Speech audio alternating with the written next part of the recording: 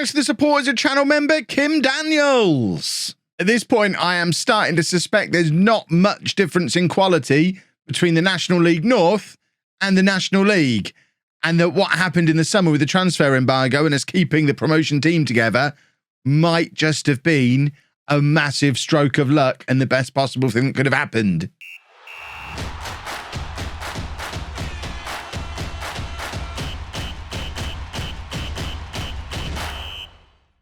Hello and welcome to part 27 of Non-League to Legend. I'm Kevin. Coming up on today's episode, we have two games for you in the National League. We're at home against Scunthorpe.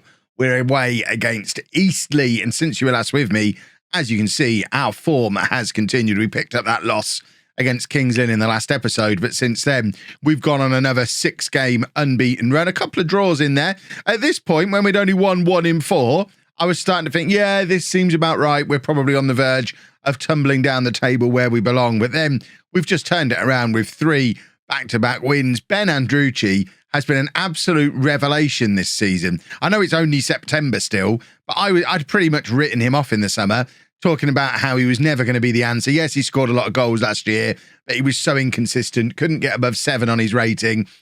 13 games isn't really long enough to judge whether he's fixed the consistency problem, but he certainly seems to be moving in the right direction. 13 games, 11 goals, 4 assists. So that's 14 goal contributions from what is actually only 11 starts at a 7.37. This man, still only 19 years old, like I say, a revelation. And we're just a very, very good side. We're top of the league, 15 games played, 34 points. The only defeat we've had is that 1 defeat that we had against Kings Lynn in the last episode. Andrucci's the top scorer in the league. Harvey Rhodes at right back, highest average rating at 7.9. And we're cruising. We've signed another player who looks awesome. Paris Magoma, is that what we say his name? Magoma? I'm going to need you to let me know down in the comments how we say his name. But he's a DR Congo under-23 international, which I think means he went to the Olympics if he's been playing under-23s. 4-star current ability, 4.5-star potential ability. He is, by star rating, the best central midfielder we've got at the club. Future League 2 player. He's formerly of Tottenham and Brentford, never played for either of them, but he's come in with us. We've been trying to get him match fixed. He signed quite late. We brought him in on the 11th of September. So he's joined us quite late, struggling to get match fit, but he is getting closer and closer and is now very much a part of that regular midfield. And the really crazy thing about all this is we're doing it while staying within our wage budget. We're not actually spending much more than we were spending last season. I think last season, the highest the wage budget got was closing in on about £7,000 a week. We're still below £9,000 a week at the moment. I don't think we need another player. Similar to what we've done with Magoma. We talked about it in the last episode. We're only waiting for superstar signings now. We don't necessarily need to strengthen in any one area, but if the right man comes along, we're in a position where we can bring him in. I think tweaking to wingers rather than inside forwards this season has been a thing that's helped Andrucci as well. That was set as an inside forward because Andrucci actually played out wide in the last match. As we continue to play such a front-loaded season, we're continuing to go Saturday, Wednesday, Saturday, Wednesday, Saturday, Wednesday.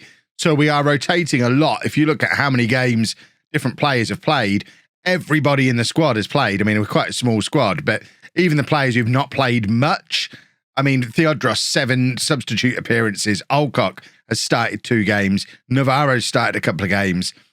Even Cartwright, our backup goalkeeper, started 3 games while Marshall's been away on international duty. So everyone is getting their game time as we're rotating around because we have to with the fitness levels we've got, playing a high tempo system and not really being able to train very often because of our matches. I mean, if you look at our training calendar, you can see that we're effectively training on Mondays all season long at the moment, because with matches twice a week, we get to train on Mondays, play on Wednesday, play on Saturday. We're not doing much in training currently, so we're very much just rotating the squad around, letting people rest up, and they just turn up for football matches. It's probably not a long-term sustainable system. I wonder how many other teams around the top of this table are professional rather than semi-pro. Chesterfield are professional, Fylde are professional. I think this is probably something that's going to catch up with us as the season goes on, that we're just surrounded by professional teams and we're in there as semi-pro it's got to catch up with us. But at the moment, is there anyone else in this division who's semi-pro? This is absurd. The entire top half of the league, apart from us, appears to be professional. We're going to keep going. Can we find a semi-pro club, or are we the only one? There's probably a way to get a list of this, but it's piqued my interest at this point. This is ridiculous. Scunthorpe, Kidderminster, no, they're professional as well. Hey, Weymouth are semi-pro. Dagenham, no, they're professional. Gloucester are semi-pro. Bromley are professional. Kingstonian. So we're one of 4 semi-professional teams in the division. That's got to have an issue at some point. So the team for the Scunthorpe game then, we've got Marshall in goal, a back four of Hendry, Colvin, Okagbu and Senior, Livermore and Magoma in midfield, Adidokan, Thomas and Okoflex behind Andrucci up front. Let's get that team submitted. Let's go out there and win a football match and continue to show just how good we are. I can't get over how good we are. I know it's still only September. It's early days in the season. We're still on a relatively small squad. I told you all this yesterday. You know, small squad, early in the season, things will catch up with us. But we're getting so many points on the board early on. I already think, despite it only being September, I think it's safe to say we're not getting relegated, which means job done for the year. Let's focus on winning the FA Cup now, shall we? Andrucci's in, and that man just cannot stop scoring. An 11th goal of the season now for Andrucci.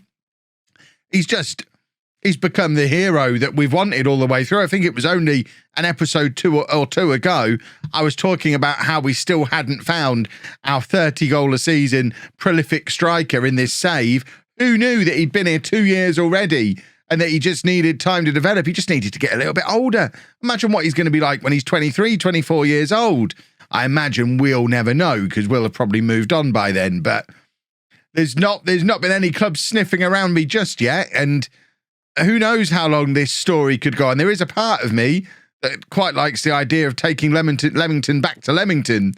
We'll see how things develop. Obviously, we'll always, in non-league to legend, make decisions based on what I do in real life. But I'm certainly not of a mind to go job hunting.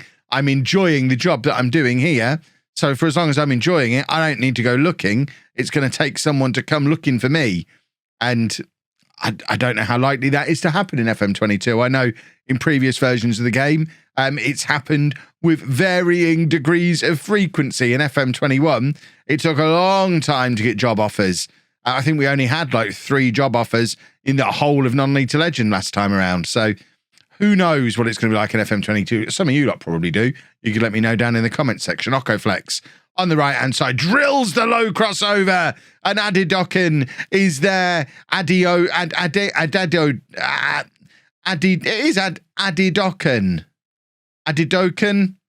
What's his first name? We might need to look at what his first name is. This is great from Okoflex, though.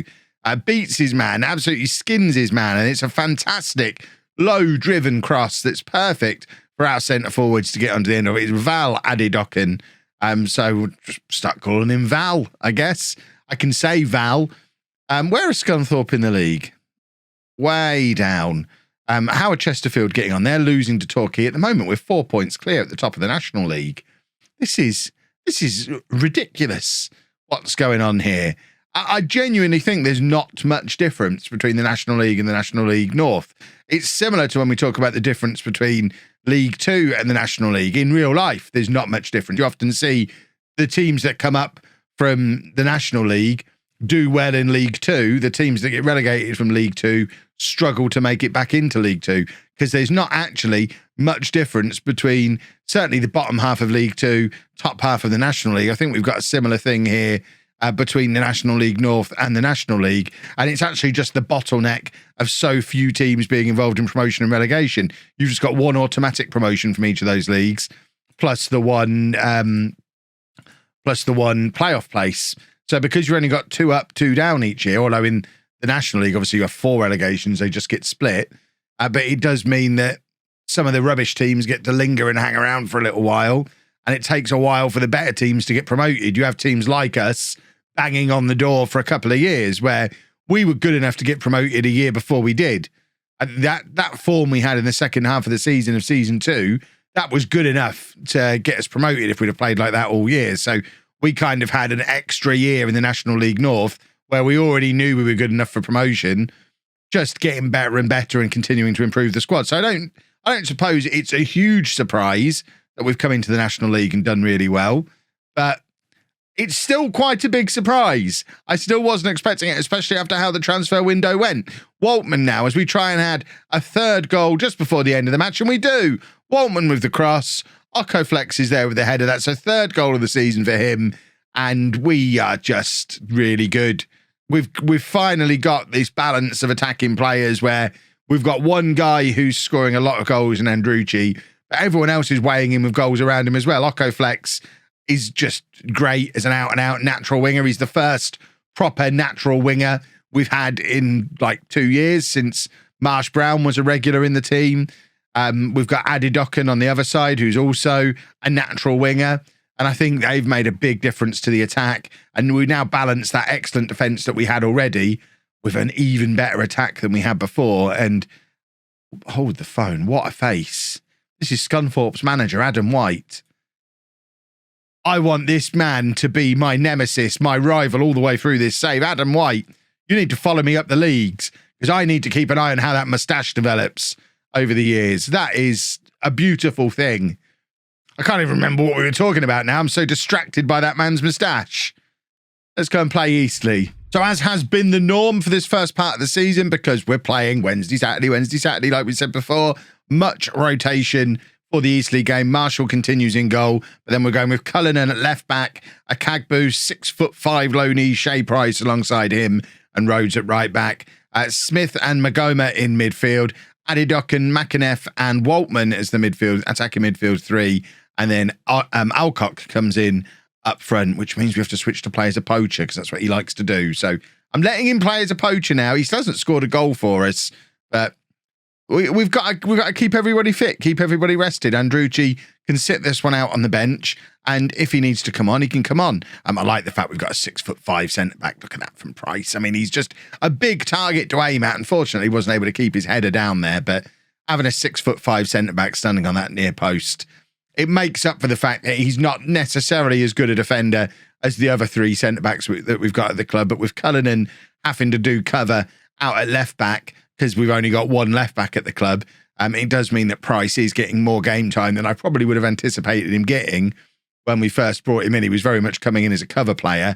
And then I discovered he was 6'5", and we decided to use him a little bit more because I'm easily pleased when it comes to centre-backs. If they're 6'5", they'll get game time. 0-0 at half-time. That corner is the only highlight that we got in that first half. Eastleigh are down in mid-table, so I'd like to think it's a game we should be capable of winning, but obviously we are quite heavily rotated for this match. Our top scorer's not in, so we might shift things around a little bit into this second half and hopefully generate a little bit more of opportunity then. That's poor from Smith. It's such a late tackle. It's not even been given as a foul. Is the referee watching? I thought that was going to be one where he ended up getting a red card. It's not even a foul. McAneff with the cross for Alcock with a header. And what should have started with a free kick for Eastleigh almost ended up us breaking the deadlock. Kings Lynn are 4-0 up away against Woking. They mean business this season. We saw how good they were when they beat us, but they are going to be a problem this year, Kings Lynn. They are absolutely charging. Need to keep an eye on them. See, we're thinking in terms of trying to get promoted now. I think we have to. We're a third of the way through the season and we're top of the league. We've got to start looking at promotion rivals. My word, that would have been quite the goal for a man that we brought in to be one of the options at left back, but he's just too good going forward, which is why he's wearing the number 3, but playing in attacking midfield all the time. Right, we're going to make some change. I mean, there's 3 players who are obviously more tired than everyone else, and they're the ones who are going to come off. So we'll get Andrucci on. We're going to get McGregor on in there as well, and then we're also going to get Adedoyan on and just shuffle things around. I think we're going to go to 2 up top here and just have him there as the advance forward. He can be there as the poacher. Wingers either side. We're just trying to win the football match. Let's get 2 strikers on. We haven't got a spare attacking midfielder, so let's go 2 strikers. See if that allows us to get the breakthrough. We've not really created anything in this match. It's been one of our poorer performances of the season. I mean, we are still top of the league, but I do kind of expect a little bit better than this from us, but it doesn't look like we're delivering anything. No, just a boring old 0-0. And once again, with the second episode in a row, we end it thinking, oh, is that it? Is the run over? Are we done? I hope not. But to be honest, for the end of September, we'd have taken that as a run in our first 2 months in the National League. We'd have certainly taken this. It's absurd that it's the 29th of September and we've already played 17 league matches. But it's obviously just a very front-loaded season. FA Cup is coming soon.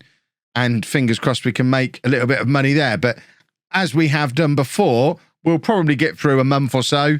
In fact, depending on what happens with the FA Cup, we might even come back tomorrow for the FA Cup first round and maybe the Kidderminster game on telly, because it's on telly. And I think Kidderminster are considered a local rival. Yeah, a fierce rival, Kidderminster. So we want to be showing the Kidderminster game, and hopefully it coincides with an FA Cup first round match, because that would be awesome. If you've enjoyed that, please make sure you leave a nice big thumbs up on there for me. Subscribe to the channel for daily Football Manager videos. And thank you very much for watching.